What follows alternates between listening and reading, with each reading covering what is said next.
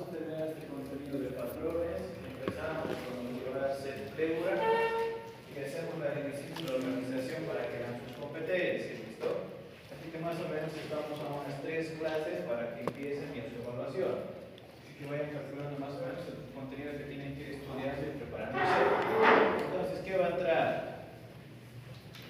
Va a entrar criterios de calidad, proyecciones de tórax, lo que hemos visto en la parte práctica y en el capítulo 1, paso a paso. Va a entrar patrones, va a entrar pleura y va a entrar diafragma. Entonces, ese es el contenido que tienen que ya estar estudiando. Ahora, el contenido que les va a tocar para su evaluación es por sorteo. Entonces, a algunos les tocará consolidación, a algunos les tocará patología diafragmática y a otros les tocará patología pleural. Y a algún grupo le va a tocar patología combinada, les puede tocar consolidación, atelectasia, les puede tocar un nódulo. ¿Listo? Entonces, eso es bien variado. Entonces, tienen que estudiar todo. Entonces, tienen que estar capacitados y preparados para poder responder cualquier patología a nivel de parénquima pulmonar. ¿Listo? Entonces, ya les voy adelantando cómo va a ser y para que vayan estudiando y vayan dimensionando cómo va a ser su evaluación. ¿Listo? Ahora, entre las imágenes que ya hemos ido viendo y repasando, tenemos consolidación, patrón intersticial y tenemos la atelectasia. ¿Ya? ¿Qué es la atelectasia? Es el colapso pulmonar. ¿Ya? Atiendan, no se distraigan, chicos. No distraigan a sus compañeros. ¿Listo? La clase es de 30 minutos, así que mantengan la concentración máxima. Ahora, habíamos dicho, ¿no?, que aquí se coloca un versus. Entonces va a ser atelectasia versus consolidación. ¿Ya? Entonces, ¿qué tienen que hacer? Primero, delimitar las características morfológicas de cada una de las lesiones. ¿Ya? ¿Qué es la atelectasia? Es una opacidad de bordes bien definidos que oscurece vasos y no tiene broncograma aéreo. ¿Ya? Entonces, 3 características en un mismo concepto. Ahora, ¿qué nos dice? Que tiene pérdida de volumen, es decir, que el parénquima pulmonar se va a ver pequeño. ¿Listo? A diferencia de la consolidación, que por más que esté afectado todo el parénquima, todavía el volumen estaba conservado. En este caso, el parénquima pulmonar va a estar disminuido y va a ser pequeño. Eso se llama volumen. ¿Listo? Ahora, ¿qué características tiene? ¿Que va a ser por obstrucción o va a ser por compresión? ¿Qué es obstrucción? Tapones mucosos, un tumor o un cuerpo extraño. Y la compresión, derrame pleural, neumotórax y atelectasia redonda. ¿Listo? Entonces va a tener 2 características típicas que van a generar atelectasia en el parénquima pulmonar. Ahora, vamos a empezar por las atelectasias lobares. ¿Listo? Como su nombre dice, va a ser la atelectasia de un lóbulo pulmonar. Entonces va a haber del lóbulo superior, medio, del lóbulo inferior y del lóbulo izquierdo igual de cada uno de sus lóbulos. Entonces la atelectasia lobar. Entonces, así es que se denomina. Ahora, cuando ustedes vean una atelectasia lobar, su diagnóstico tiene que ser dirigido. ¿Listo? No pueden estar dudando de la atelectasia que están viendo y la que están estudiando. ¿Cómo lo van a dirigir? En 4 diagnósticos principales. ¿Listo? Entonces su mundo y su cabeza tiene que rondar sobre estos diagnósticos diferenciales. Entonces, si yo les coloco una atelectasia del lóbulo superior, tienen que pensar en estos 4 diagnósticos diferenciales. A eso yo le voy a agregar un contexto clínico. Entonces voy a decir paciente fumador mayor a 45 años que empieza con expectoraciones sanguinolentas, que tiene pérdida de peso y dificultad respiratoria. ¿Listo? Entonces les estoy colocando un contexto clínico de una lesión tumoral. La lesión que causa una obstrucción a nivel del bronquio es un carcinoma bronquial, que está más frecuente en pacientes fumadores. ¿Listo? Entonces, bajo ese concepto, ustedes tienen que colocar, tanto en su competencia como en su examen parcial, esa referencia. ¿Listo? Entonces, yo lo voy a colocar, justifique su respuesta. Entonces, van a colocar, ¿no?, la incidencia de lesiones tumorales en pacientes fumadores es alta, lo que provoca una atelectasia, en este caso atelectasia del lóbulo superior, el cual estaría encasillado por un proceso tumoral a nivel endobronquial, generando obstrucción del bronquio y eso genera que el parénquima pulmonar se colapse. ¿Listo? Entonces, así es el análisis. Y a esto les voy a agregar, ¿no?, la imagen. ¿Qué me dice la imagen? Que tenemos un aumento de densidad de bordes bien definidos con ausencia de broncograma aéreo, desplazamiento de estructuras iliares, traqueales y diafragmáticas hacia el pulmón enfermo en relación con la atelectasia del lóbulo superior del lado derecho. ¿Listo? Así tienen que hacer y así tienen que responder.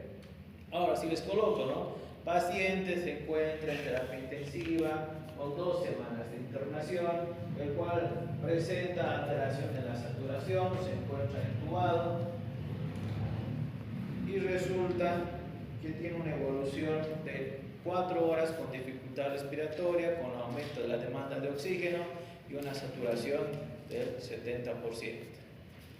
En un contexto clínico de un paciente entubado, ¿cuál sería la causa más frecuente de atelectasia? Entonces ustedes van a colocar un tampón mucoso en paciente con ventilación mecánica, ¿listo?, que está generando un proceso obstructivo a nivel del bronquio principal, entonces va a generar una atelectasia, ¿listo? Así es que se hace. Lo mismo con sondas endotraqueales mal posicionadas, tampones mucosos y en pacientes pediátricos cuerpos extraños, ¿listo? Entonces así tienen que hacer. Ya. Entonces ya les voy avisando cómo va a ser su evaluación. Ahora, lóbulo superior. Lo mismo, ¿listo? Misma morfología, aumento de densidad. Lóbulo medio, lo mismo, aumento de densidad, borde bien definido, afectación del diafragma y del mediastino. Lóbulo inferior, misma morfología, solo va a cambiar la ubicación, ¿listo? Entonces, si ustedes saben este concepto principal de atelectasia, solo va a variar la ubicación de la atelectasia, es decir, la ubicación del lóbulo que se está afectando. Entonces, superior, medio, superior del lado izquierdo, inferior del lado izquierdo. ¿Listo? Se repite el mismo concepto, lo que varía es la ubicación. ¿Ya? Ahora, atelectasia pulmonar global. Ya, atelectasia pulmonar global. En este caso, todo el parénquima del lado derecho o del lado izquierdo está con un proceso obstructivo principal. ¿Listo? Es decir, que el bronquio principal se está obstruyendo o ya se ha obstruido. ¿Listo? Entonces todo el parénquima pulmonar va a estar ausente de ventilación. Entonces ese alveolo se va a colapsar. ¿Listo? Ahora, ¿qué me dice? Generalmente va a ser por tampón mucoso bronquial. Sonda endotraqueal baja, ya puede ser selectivo al lado derecho o al lado izquierdo, ¿listo? Lo cual va a generar que se tape y obstruya el parénquima pulmonar de manera general y de manera global, ¿ya?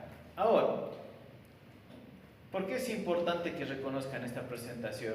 Porque va a ser el diagnóstico diferencial con una presentación donde derrame pulmonar masivo, ¿ya? Entonces va a ser su primer diagnóstico. Entonces, ¿tiene líquido la pleura o mi pulmón se ha colapsado de manera general? ¿Ya? ¿Cómo van a darse cuenta? ¿Cómo van a tener la referencia estructural y morfológica? Que la atelectasia causa desplazamiento hacia el parénquima enfermo. ¿Listo? Entonces, tráquea. Aquí la tráquea, ¿cómo se desplaza hacia el parénquima pulmonar? Cómo el mediastino se desplaza hacia el pulmón enfermo. Entonces, son características morfológicas que les van a ayudar, porque en realidad todo el pulmón se va a ver blanco, ¿listo? Entonces, esa es la característica, que la tráquea, mediastino, ilios se van a desplazar hacia el parénquima que está enfermo, ¿listo? Y todo el parénquima se va a ir hacia el pulmón enfermo. A diferencia del derrame, el derrame generalmente desplaza, es decir, empuja hacia el parénquima que está sano, ¿ya? Entonces, dos características morfológicas. Ahora, ustedes tienen que saber que todo paciente que está intubado tiene hipersecreción de moco. ¿Pero por qué? Porque tiene un objeto externo, no tiene un tubo que no debería estar dentro de la tráquea. Entonces el cuerpo empieza a reaccionar, es decir, empieza como a liberar mayor secreción de moco, como intentando liberar y sacar esa estructura tubular. ¿Listo? Eso va a segregar moco. Asociado a que nuestro paciente ya tiene un cuadro infeccioso, ya tiene un cuadro de hematosa, la cantidad de líquido y fluidos va a ser más alta. Entonces, todo paciente que está intubado normalmente se tiene que hacer aspiración, ¿listo? Entonces, esos tapones se tienen que aspirar, ese moco se tiene que aspirar antes que obstruya el bronquio, ¿listo? Ahora, ¿cuál es el cuadro típico que va a haber? Y esto generalmente los terapistas es lo que ven con mayor frecuencia. Es que el paciente te dice, ¿no? Yo tengo un paciente que ha sido internado por un cuadro cardiológico, por un cuadro pulmonar, ya estaba internado 2 semanas, me estaba pidiendo el requerimiento de oxígeno porque ha hecho una neumonía, le hemos dado oxígeno y estaba saturando entre 90, 91, 92, así que las demandas de oxígeno, si bien son todavía tolerables, el paciente estaba yendo de manera favorable. Y resulta que hoy en la mañana la saturación ha bajado a 70. Le hemos aumentado el oxígeno y no ha subido su saturación. ¿Listo? Necesito que me hagan una placa. ¿Listo? Se va a hacer su radiografía y se alcanza a ver un tapón mucoso y una telestasia global del parénquima pulmonar. ¿Listo? Entonces, así es que se diagnostica y así es que van a echar ustedes también en ese contexto clínico. ¿Listo? Entonces, esas son las características que se va a tener. Ahora, esto se tiene que liberar. ¿Listo? Este tapón mucoso se tiene que sacar. Lo pueden hacer con fibrobroncoscopía, que es el método de elección para liberar el tapón y que el parénquima pulmonar se vuelva a expandir. Y si no tienen, pues nos les hacen, ¿no?, la terapia de kinesiología. Entonces se libera de manera mecánica y se hace que el tapón se mueva y se pueda expulsar. Pero tarda, ¿no? Y si ya van a tener un paciente con un cuadro infeccioso, como en este caso, y ya tiene un pulmón totalmente enfermo, entonces la saturación, la demanda de oxígeno va a ser más alta. Y el corazón va a empezar a tener taquicardia y va a empezar a tener arritmias y el paciente va a fallecer. Por eso es que fallecen los pacientes, ¿listo? Por eso es que los pacientes que tenían COVID también fallecían. ¿Por qué? Porque había tanta secreción de muco, tanto proceso infeccioso inflamatorio que terminaban haciendo telestasia y de repente el paciente se descompensaba y fallecía. ¿Listo? Entonces es importante que tengan el reconocimiento y la capacidad de distinguir, y desde ahora tienen que empezar a tener esa habilidad de decir tiene telestasia, tiene derrame, y a medida que vayan pasando a cursos superiores y al centro de residencia van a definir el tratamiento de la conducta, ¿listo? Pero esto ya tiene que tenerlo bien claro y bien definido. Ahora, su paciente ha tenido un proceso infeccioso, ha tenido un proceso de derrame, ha tenido atelectasia global y cualquiera de las presentaciones, eso genera secuela.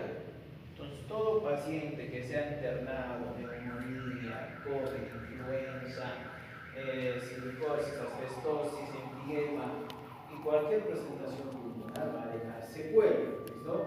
Entonces, los pulmones no se recuperan de manera general, es más, todos nosotros tenemos secuelas, todos los que nos han enfermado de COVID, que es prácticamente el 95% de la población, tiene secuelas pulmonares, ¿listo? Entonces, más si su paciente ha estado internado, más si ha tenido neumonías, derrames y todo, generan secuelas, telestasias subsegmentarias secuelares a un proceso infeccioso previo, ¿listo?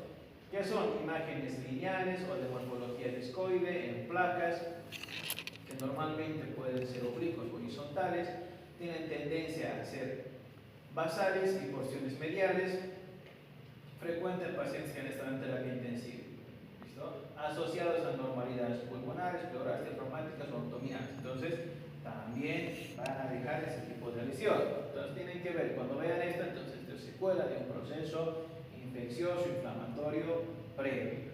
¿Ya? Ahora, nódulo, masa y micronódulo. ¿Ya? Ahora, ustedes tienen que saber que la nomenclatura de una imagen focal en parénquima pulmonar tiene diferentes denominaciones. ¿Ya? Ahora, ¿de qué va a depender la denominación? Del tamaño de la lesión. ¿Listo? Vamos a empezar con un micronódulo. Cuando vean una lesión multiforme de pequeño tamaño y no supera los 7 milímetros, eso es un micronódulo. ¿Listo? Entonces, de aquí en adelante, si ven una lesión pequeña, tanto en tomografía como en placas convencionales, y es pequeño y es menor a los 7 milímetros, eso se denomina micronódulo. ¿Listo? Si viene una lesión que supera los 3 milímetros, pero no va a superar los 3 centímetros, eso se llama nódulo pulmonar. ¿Ya? Entonces vamos a empezar a hacer la discriminación, tanto para teoría como práctica. Entonces cuando yo les coloco una imagen focal y ustedes ven el tamaño, el diámetro, sus características, tienen que ser bien puntuales en su descripción. ¿Listo? Entonces no todo es nódulo. ¿Listo? Entonces eso tienen que aprender a delimitar. Ahora, si hay una lesión pulmonar que supera los 3 centímetros, eso ya se llama masa. ¿Listo? Entonces, micronódulo, nódulo y masa. Ya. Ahora, ¿qué nos dice el nódulo como tal? Y aquí me extiende, ¿no? Me dice que puede ser una imagen de bordes pobremente definidos o bien definidos, pero va a seguir siendo un nódulo. ¿Ya? ¿Qué me dice de la masa? Me cambia el origen, me dice que puede ser pleural, mediastinal o pulmonar. Y eso se considera una masa. Entonces, esas son las características morfológicas que ustedes van a ver y tienen que saber delimitar. Ahora, nos vamos a centrar solo en el nódulo pulmonar. Ahora, cuando ustedes les digan y ustedes vean este nódulo pulmonar, como en este caso, en este paciente que estamos viendo, tienen que saber que la etiología es múltiple. Ya. Ahora, ¿para qué sirve esta clase? Para que a sus pacientes no los sugestionen. Entonces, no digan que tener un nódulo pulmonar es un sinónimo de tener una lesión tumoral, de tener un nódulo o tener un cáncer. ¿Listo?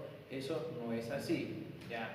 Entonces, ¿qué sucede? Resulta que los nódulos pueden ser benignos, pueden ser malignos, pueden ser infecciosos, vasculares, inflamatorios, congénitos, traumáticos y pseudonódulos. ¿Listo? Entonces, todas estas imágenes focales generan un nódulo. Entonces, la etiología es múltiple. Ya. Ahora, ¿qué van a hacer? Tienen que pasar al siguiente nivel. ¿Listo? ¿Cómo van a pasar al siguiente nivel? Valorando las características morfológicas de las lesiones focales. Entonces empezamos con nódulos de características benignas. ¿Listo? Entonces, ¿qué van a hacer? ¿Qué tienen que hacer cuando vean un nódulo? No le van a decir a su paciente, ¿no? Porque estos generalmente van a ser encontrados de manera instable. Entonces, no van a saber que tienen un nódulo. Entonces, ¿qué van a hacer? Tienen que valorar por dos métodos. ¿Listo? Uno va a ser la radiología convencional y la otra va a ser la tomografía. Ya, van a tener dos estudios para saber las características morfológicas de esa imagen focal. La primera va a estar dado por la radiología convencional. Entonces, este paciente lo han visto, le han hecho una proyección posterior anterior, era para una valoración prequirúrgica, era por una fractura, era por una lesión infecciosa, es decir, tenía una neumonía, para el control de un desorden pleural, en cualquier contexto clínico, pero su paciente ha acudido y se sacó la radiografía y han tenido ustedes la respuesta. Ya. ¿Qué van a hacer? Lo primero que van a hacer es medir el diámetro. El diámetro tiene que ser menor a los 2 centímetros. ¿Ya? La segunda característica es que tienen que tener los bordes lisos y bien definidos. ¿Listo? Entonces, imagen nodular menor a 2 centímetros de bordes lisos y bien definidos tiene dos criterios de ser benigno. ¿Listo? Ahora, ¿qué son los bordes lisos y bien definidos? Tienen que asemejar a una moneda. ¿Listo? Entonces, como si tuviera una moneda dentro del parénquima pulmonar. Liso y bien definido. ¿Ya? Las otras dos características, tanto de microcalcificación y como de grasa intranodular o intranodular, es por tomografía. ¿Listo? Entonces va a ser dado por tomografía. ¿Cómo lo van a medir? En unidades Canfield. Unidades Canfield. Entonces van a tener la certeza de que están frente a tejido adiposo y tejido graso. Y las calcificaciones pueden ser centrales, pueden ser sólida, difusa, laminada o en palomitas de maíz, que estas son las 4 características: sólida, central, laminada o en palomitas de maíz. ¿Listo? Entonces, con eso tienen criterios de benignidad. Entonces, su paciente con toda tranquilidad, toda certeza le van a decir: señor, usted tiene un nódulo pulmonar, pero tiene características benignas. ¿Listo? Entonces, lo vamos a controlar, porque hay que controlar más allá de tener características benignas. Se tiene que controlar, pero ya le bajamos el grado de malignidad a la paciente. ¿Listo? Entonces, así es que se hace. ¿Ya? Y es que nosotros también colocamos en el informe, ¿no? Para poner ejemplo, lesión nodular de bordes bien definidos de contenido graso asociado a microcalcificaciones que por sus características estarían en relación con un nódulo de características benignas. Coma, se sugiere su control. ¿Listo? Así es que va. Ahora, ¿qué pasa con los malignos? Igual van a tener su propia descripción radiológica y imagenológica. ¿Listo? ¿Qué les va a decir? Que el nódulo maligno en la mayoría de los casos va a superar los 2 centímetros de diámetro. ¿Listo? Y va a estar asociado a bordes espiculados o lobulados. ¿Ya? Entonces, anoten que son bordes espiculados. Ya, un borde especulado es una imagen o una lesión que tiene forma de espina. Por eso se llama especulado. Es una forma de espina que va a dar esa morfología tan irregular. ¿Listo? Eso se llama borde especulado. Ahora, la siguiente es el borde lobulado. ¿Qué se considera los lobulados? Son como, no, su nombre dice, ¿no? Lobulaciones que tienen una imagen focal, pero tienen que ser más de 3 lobulaciones. ¿Listo? Entonces, toda imagen que tiene más de 3 lóbulos, como en este caso, ¿no? Superior, medio e inferior. Entonces, se tiene 4 bordes lobulados. Entonces, entra bajo el criterio de imagen lobular. ¿Listo? Entonces, esto se aplica para mama, esto se aplica para hígado y para cualquier lesión nodular focal en cualquier parte del cuerpo. Entonces, esta nomenclatura es universal. ¿Listo? Ya. Ahora, ¿qué me dice? ¿Sólido o subsólido? ¿Ya? ¿Qué es sólido? ¿Qué es sólido? ¿Qué van a entender por eso? La imagen nodular sólida es una imagen de estas características, ¿listo? Que en todo su recorrido y en todo su esplendor y en toda su margen tiene una sola densidad, es decir, se ve igual tanto en la parte central como en la parte periférica, ¿listo? Eso se considera sólido. ¿Ya?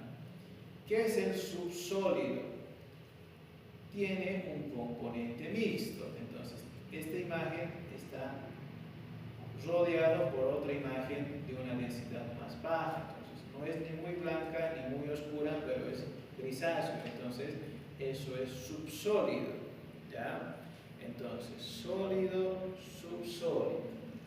¿Esto qué representa? ¿O qué me va a indicar en una imagen focal? Me indica el grado de actividad celular. ¿Ya? Todas estas imágenes son malignas. ¿Listo?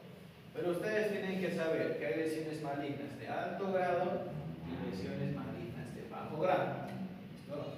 Entonces, dentro de todo lo malo que está teniendo mi paciente, es mejor que tenga una lesión nodular limpia. ¿Listo? Esto es un tumor, pero es limpio. En comparación con esta lesión que estamos alcanzando a ver, que tiene un halo periférico. ¿Listo? Entonces, esta lesión es agresiva. Esta lesión tiene una replicación celular más rápida y más acelerada. Un factor negativo para mi paciente, ¿no? ¿Pero por qué? Porque la replicación celular es tan rápida que está generando que las células que están alrededor ya se estén infiltrando. ¿Listo? Entonces, el tumor es todo esto. Entonces, el tumor es todo esto. La parte central y la parte periférica ya es una lesión tumoral. ¿Listo? Entonces, si se dan cuenta, duplica el tamaño de la lesión central. ¿Listo? Entonces, así es que se valora. Ahora, ¿cómo se ha demostrado esto? Resulta que la porción subsólida no se la tomaba y no se la referenciaba. ¿Listo? Entonces, ¿qué se hacía? Se medía solo la porción sólida y decía, no, bueno, es un tumor, una masa tumoral positiva, ya biopsiada, y solo se extraía la lesión sólida. Entonces, solo se sacaba esta, que debe estar por unos 2,5 centímetros aproximadamente, pero solo se sacaba esta lesión. ¿Listo? ¿Qué pasaba con el paciente? Pasaban 2 semanas, 3 semanas, y la lesión tumoral volvía a crecer. ¿Listo? Entonces se ha demostrado que estas células que están con componente subsólido también ya son células tumorales, ¿listo? Que ya tienen invasión celular. Entonces, las células ya tienen un proceso neoformativo que está en desarrollo. Ahora, ¿qué se hace? Se saca la porción sólida y la porción subsólida. ¿Listo? Entonces, así se hace la extracción total de estas lesiones. Ahora, segunda, heterogénea y homogénea, lo que van a aprender a ver. Esta lesión heterogénea, ¿qué es una lesión heterogénea? Anoten, porque es igual en todo lado. ¿Qué es heterogénea? Una lesión heterogénea es una densidad que tiene un nódulo focal, ¿listo? Entonces, ¿qué se considera heterogéneo? Es una lesión focal con diferentes densidades. Entonces, heterogéneo igual a lesión nodular de diferentes densidades. ¿Ya? Ahora, ¿qué representa esa área heterogénea de diferentes densidades? Son células sólidas, son células que tienen necrosis, son células que están sangrando, son células que están teniendo infiltración dentro de una misma imagen focal. ¿Ya? Entonces, como las células empiezan a replicarse y empiezan a crecer y empiezan a madurar y empiezan a morir, también van a tener todas sus fases celulares dentro de ese espacio tan pequeño. ¿Ya? Entonces, así es que se hace. Ahora, cuando yo les diga lesión homogénea, que va a ser para nódulos focales, las lesiones homogéneas tienen la misma densidad en todo su esplendor. ¿Listo? Y en la mayoría de los casos son lesiones benignas. ¿Listo? Entonces no tienen tanta replicación celular y no tienen muerte celular tan acelerada. ¿Ya? Entonces, con eso ya saben los criterios. Esto también va a entrar a su competencia. ¿Listo? Si les toca maligno, todo esto tiene que colocar. Ahora, la última, los nódulos cavitados. Resulta que hay una presentación tumoral que genera cavitaciones pulmonares. Esto no es frecuente, pero existe esta presentación. ¿Qué es un nódulo cavitado? Es una pared. Esto es una cavitación, ¿listo? Es una imagen focal que tiene una pared gruesa. ¿Qué se considera pared gruesa para considerar dentro de la categoría de lesiones tumorales? Mayor a los 15 milímetros, 1,5 centímetros de pared, que se considera célula tumoral. ¿Listo? Entonces, con eso cumplimos los criterios de malignidad y una lesión nodular focal y sólida y única. ¿Listo? Ahora, tenemos otra presentación tumoral, ¿listo? Que es el carcinoma broncogénico. ¿Listo? Como su nombre lo dice, ¿no? Va a estar originado en el bronquio, ¿listo? Y va a estar dado a nivel central. Entonces puede ser principal o puede ser lobar, ¿listo? Entonces la característica que va a tener es que sea central, ya sea derecho o lado izquierdo, pero va a ser el desarrollo de una lesión tumoral, ¿listo? Pero de los bronquios. ¿Ya? Ahora, ¿qué más nos dice? Que generalmente como infiltra los bronquios va a causar una atelectasia. ¿Listo? Entonces esto es combinado. Si les toca esta placa, si les toca esta radiografía, van a decir no tiene una lesión tumoral o una masa a nivel de mediastino porque va a superar los 3 centímetros de bordes irregulares mal definidos que genera un proceso obstructivo. Entonces, si yo les coloco esta tomografía más de refuerzo, me van a decir, no es una lesión tumoral con un proceso infiltrativo a nivel del bronquio del lado izquierdo, segmentario inferior, que causa atelectasia. ¿Listo? Entonces, todo eso tiene que colocar. ¿Listo? Todo eso tiene que referir y todo tiene que ser bien dirigido. Yo no voy a colocar a un paciente fumador con más de 10 años de antecedente de haber consumido tabaco, con pérdida de peso, expectoraciones sanguinolentas, adenopatías axilares. Entonces todo eso, ¿listo? Para que ustedes entren en contexto y hagan el diagnóstico dirigido, ¿listo? Y para que no anden perdidos. Entonces tienen que leer todo, ¿listo? Tanto en teoría como en práctica en la misma modalidad. ¿Listo? Ya. Esto ya lo hemos visto, ¿no? Ya lo hemos visto. El carcinoma de células no pequeñas que van con las células escamosas y el adenocarcinoma. Ahora, si ustedes ven una lesión tumoral central y es con cavitación, células escamosas. Si es periférica, adenocarcinoma. Periférico, adenocarcinoma. Central, habíamos dicho que son las células pequeñas y el carcinoma broncogénico. ¿Listo? Así es que van a ver, en este caso, ¿no? Células no pequeñas para diferenciar escamoso y adenocarcinoma. ¿Listo? Así es que se van a ver y así es que tienen que diferenciar. Ahora, ¿qué pasa cuando ven múltiples imágenes nodulares? En este caso, el diagnóstico es mucho más dirigido. Entonces, si ya les había generado la imagen nodular única y solitaria en un parénquima pulmonar y saber que tienen que ser más de 30 diagnósticos diferenciales, pero tienen que saber delimitar entre benigno y maligno. En este caso, las múltiples imágenes nodulares focales son metástasis pulmonares. ¿Listo? Metástasis pulmonar. Ahora, ¿de dónde va a venir la metástasis? Del colon, de la mama y del riñón. ¿Ya?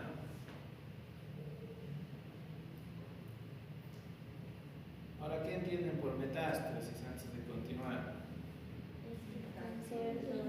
Se ha diseminado por toda parte del cuerpo. La diseminación de un tumor ya primario, ya. Entonces, el paciente tiene una lesión tumoral, no necesariamente en los pulmones. Entonces, estos tumores están viajando de cualquier parte del cuerpo y se están focalizando en parénquima pulmonar. ¿Listo?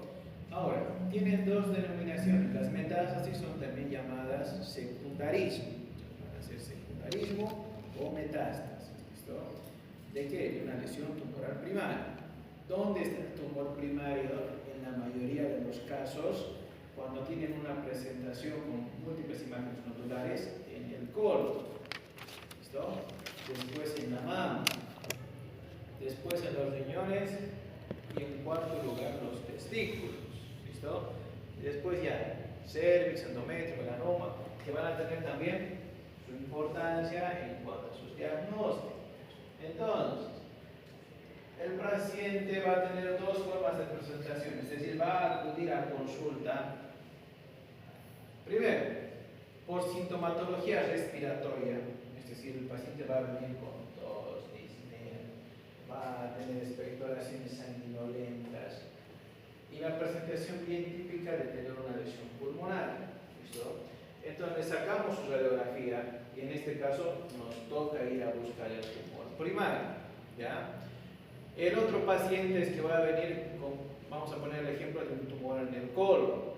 Entonces lo mismo, ¿no? El paciente va a venir con distensión abdominal, deposiciones sanguinolentas, va a tener pérdida de peso, adenopatías inguinales.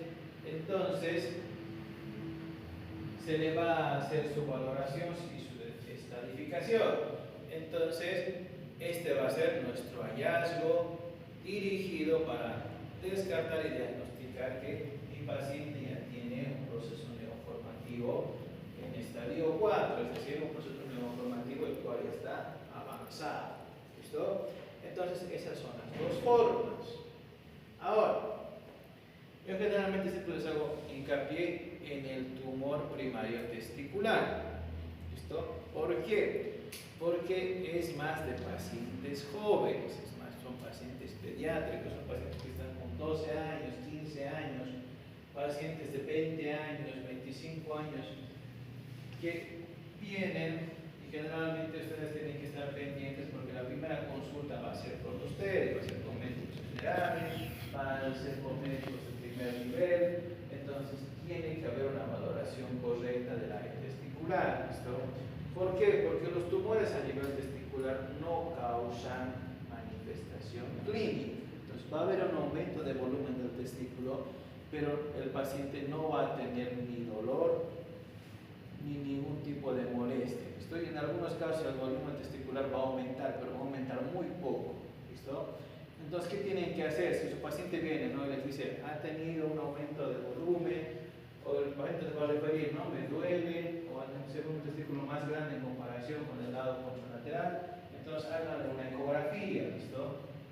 Mínimo hagan la ecografía. ¿Por qué? Porque estas lesiones testiculares normalmente cuando ya tienen manifestación clínica es porque ya está avanzado el tumor, ¿listo? Ya está infiltrando estructuras adyacentes. Entonces tienen que tener mucho cuidado, y más con pacientes pediátricos, ¿listo? Porque son pacientes de 12 años, 14 años, 15 años, que tienen que ser diagnosticados en estadios iniciales, ¿listo? En estadios tempranos. Por suerte la presentación de células tumorales es baja, esto no es tan alto, pero tienen que hacer el control, ¿listo? Y tienen que hacer la valoración completa. Entonces cuando le diga al paciente, ¿no? Y lo que te dice siempre el urólogo, si el testículo duele, es el mejor síntoma. ¿Por qué? Porque estamos hablando de lesiones inflamatorias, epididimitis, epididimitis, hidrocele, que son las lesiones que también van a tener, que es lo mejor que puede pasar a su paciente. Si bien es una lesión que tiene que tratarse, pero no es una lesión tumoral. Entonces tengan eso presente, porque ustedes son los que van a ver a estos pacientes. Estoy más en pacientes pediátricos, en pacientes escolares, en pacientes que están en colegio, tienen que diagnosticarlos bien. ¿Listo? Ahora, los demás va a haber manifestación. El colon, mama, riñones, cervix, endometrio, todas van a dar manifestación clínica. ¿Listo?